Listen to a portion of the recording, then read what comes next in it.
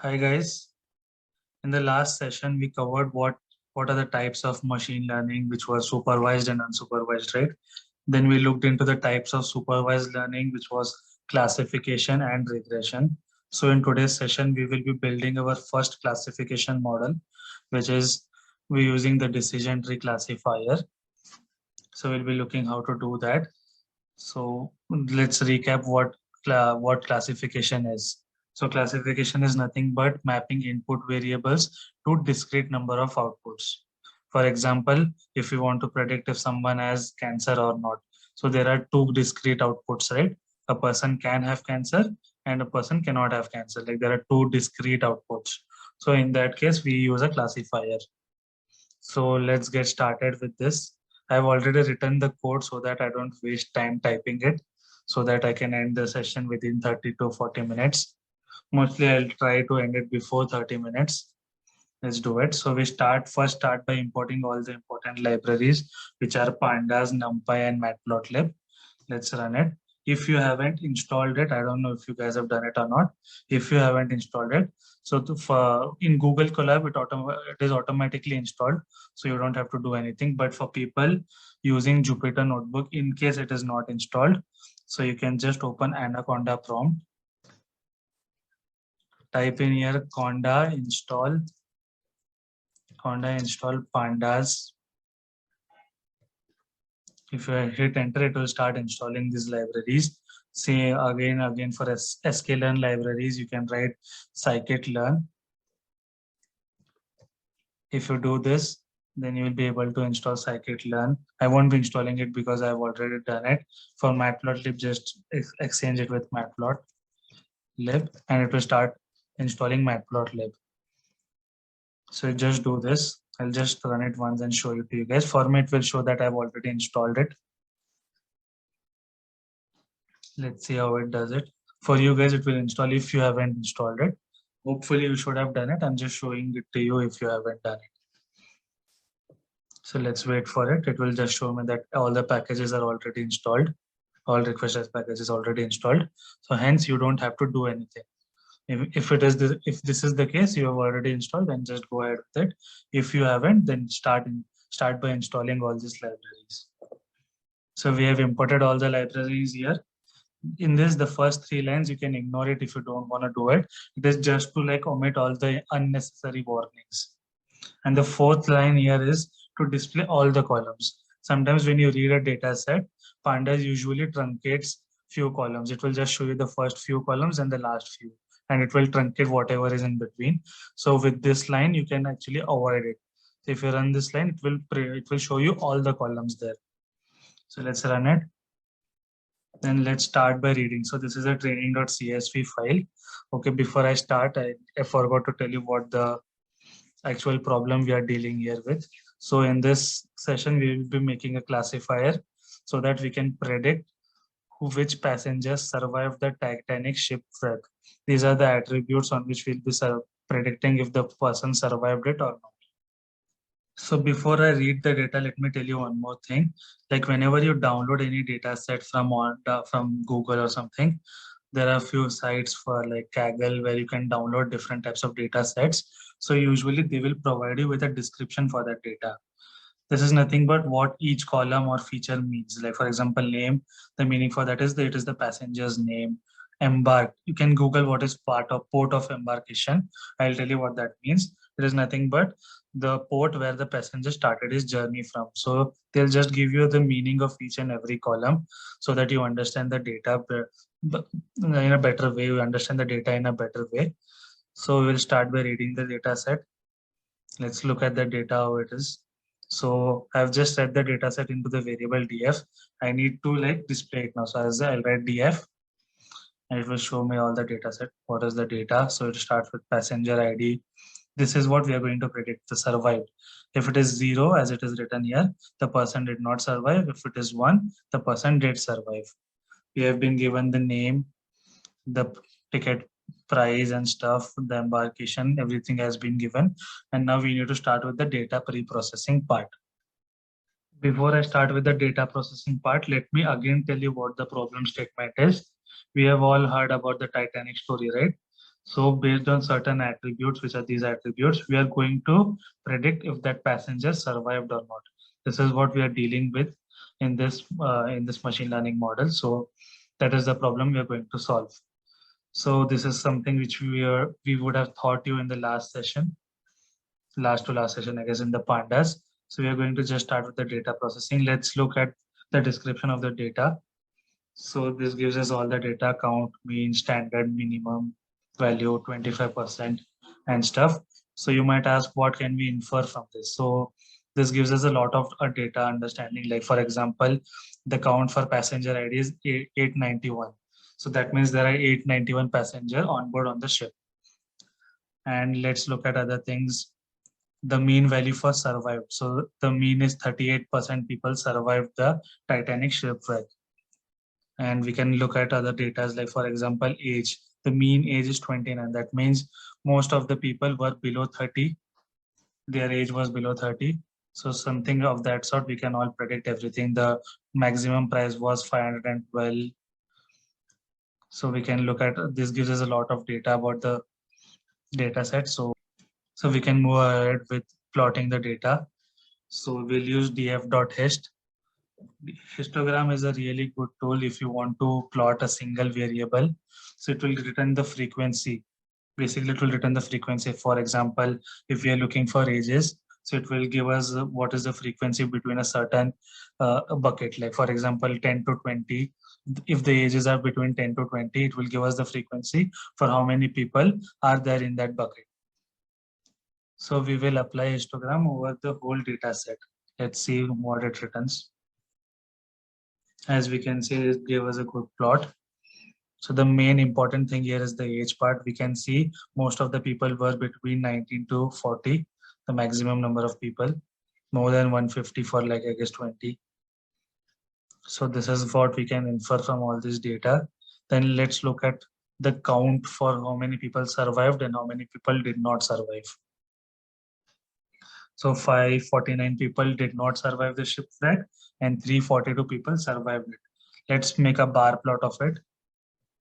So as we can see, this helps us understand that data pretty well. Next, we'll start with cleaning the data and like filling null values. Now let's check how many null values are present in this data set. So I'll run this command. I'm not explaining each and everything because you have been explained this in the pandas tutorial. So I will just go through it. So we can see that in age column, there are 177 null values, cabin is 687, and embarked as 2. So to understand it even better, let's visualize that data. Okay, I got an error here. Okay, I did not import Seaborn here. Sorry for that. Let's import the Seaborn library as SNS. Again, I'll rerun it. Now this should work. As we can see that age columns has maximum number of age columns has a lot of null values, hence we can see this. And in cabin has the most number of null values. So hence it is like completely white here. So this is what we can infer from the heat map. Others are black, that means there are no null values. Hence it is, since it is 0. So this is what we can infer from this heat map. Now let's fill the embarked column. So we'll fill it with fillna method.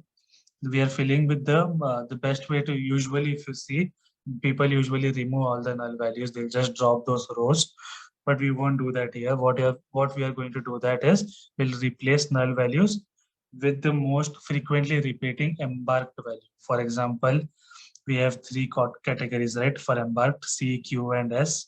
So whichever is repeated for the maximum number of times, in other words, which has the maximum number of frequency, we will be replacing null value with that. For an example, if C has 29, Q is 30, and S is 49, so it will, the embark dot mode will return S, because S has the maximum number of frequency. That is what we are going to do here. So df.embark.mode will return us the value which is repeated maximum number of times. One more thing we need to check here is we are using in place is equal to true. So it will automatically change the data set here. So don't do this mistake. If you are using in place is equal to true, then what it does is it will make the changes and return a null value. So never rewrite it back. So don't do this mistake. If you do this, you'll end up deleting the whole data set. So you never do that. Let's check. Let's fill that embarked column. So we have done it. Now let's again check the number of null values in embarked. As we can see, it is 0 now.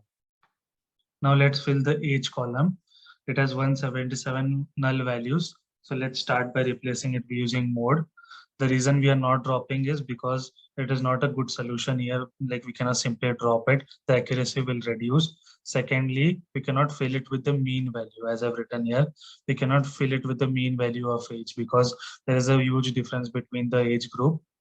Hence, we are not going to do that. So let's first understand what the data is like. Let's visualize something. So we have visualized based on the passenger class. There are 3 classes, right? As we can see here, first class ticket, second class ticket, third class ticket. This is the passenger class. So let's see. We can see that in the first class ticket, as usually the age of the first class ticket is more than the age of second and third. There is a huge difference. We can see that here in this data. A visualization helps us understand the data in a better way. So we can see a huge difference in the different classes, different ticket classes. Now we'll directly start filling age column. Again, we are filling age using dot mode. It is going to fill it with the most frequently repeating value. So let's run it. And now check the number of null values. As we can see, now age has become 0. Now I'm going to drop cabin. The reason I'm going to do that is cabin does not give me much data. I don't think it is necessary. You can use it if you can find a different way of doing it, you can. But I think I don't need this whole column. I think it is a very unnecessary thing. Even name, I don't think name gives us any data. It is a very useless thing. So I'm going to drop all the unnecessary columns. Then let's check the data again here. So we have dropped the cabin column now. Let's check the null values. Now there are no null values in the data set. Now this is a good thing. There are no null values in the data set. Now let's drop the other unnecessary columns, which is name, then ticket and fare. I think it doesn't give us much value, so I'm going to remove them. As we can see, we have removed all the data. All the data, no, we did not remove all the data. We have removed all the unnecessary columns. Now let's check again the heat map of null. As you can see, it is completely gray, which is 0. There are no null values, hence it is completely gray. Now we'll understand what is categorical encoding. So the problem here is that our machine doesn't understand, our model doesn't understand red, yellow. So we need to convert these categories into numerical values. So this process is called one-hot encoding. So in this, we are going to convert red into numerical values. So in the first row, the first row is red here, right? So we are going to split it into 3 categories: red, yellow, green. Since the first row is red, the red column will have 1 year and others will have 0. The second row is again red. So your second row will be 1, others will be 0. Third row is yellow. So yellow will be 1, others will be 0. So in this way, we have converted the categorical data into numerical data. So we are going to do that for the sex column now. There we have male and female, right? So we will be converting it into numerical value. So let's do that. So we'll give tf sex.nunique. It will return the number of unique values, which are nothing but male and female in this situation. So it gives us 2, which is nothing but male and female. Now the pd.getDummies returns us this column, this table. It will return a table which has been encoded. So let's look at that. pd.getDummies df, and we are just passing that columns. Only that column we are passing. We are not passing the entire data set. So please make sure you're just passing that column. Let's run it. As we can see, now we have converted categorical data into numerical data. Now again, we'll look at the data set. We have not done anything now. It is still the same data set. we did not get rid of the sex column right now. So first we will concatenate and create a new data set.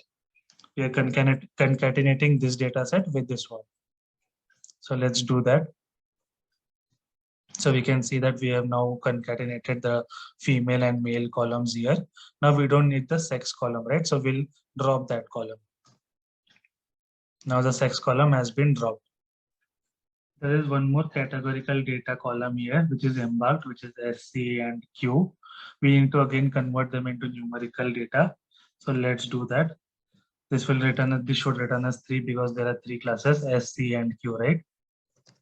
So it returned as 3. Let's get the dummies of that. So that is nothing but this column. So we'll run that command pd get dummies for embarked column. Let's do that.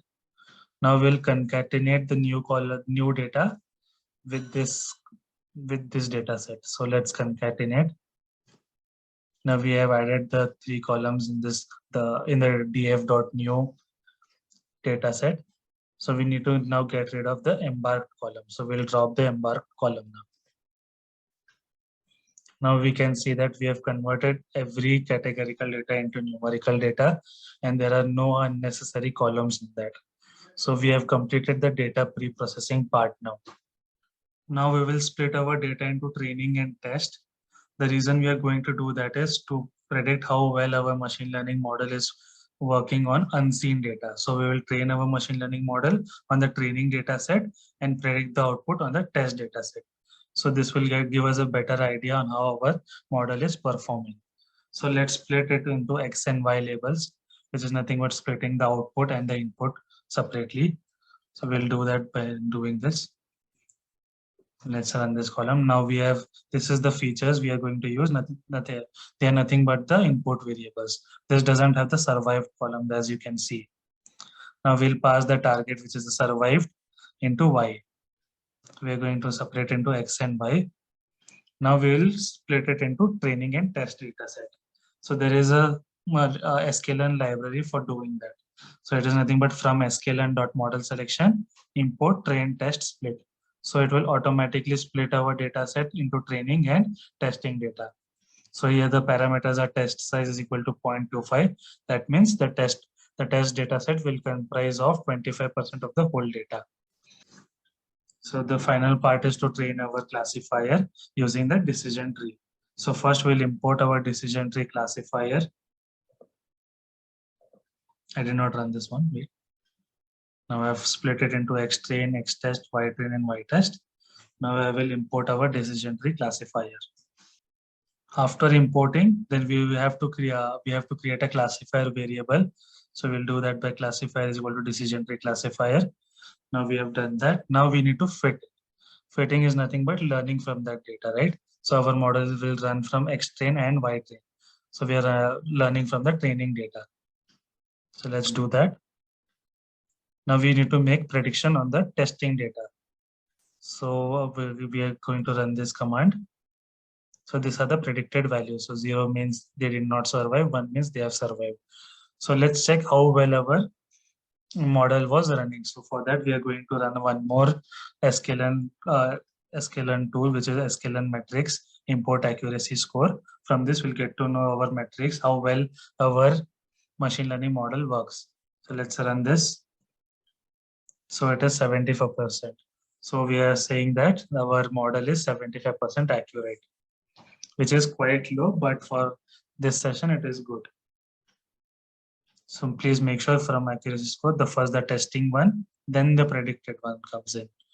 So if we do that, we get the accuracy of our model. So this is how we do the decision tree. This is all for today's class. Tomorrow we are going to build our first regressor. So we'll look into that tomorrow. For now, this will be enough. Thank you for attending the session.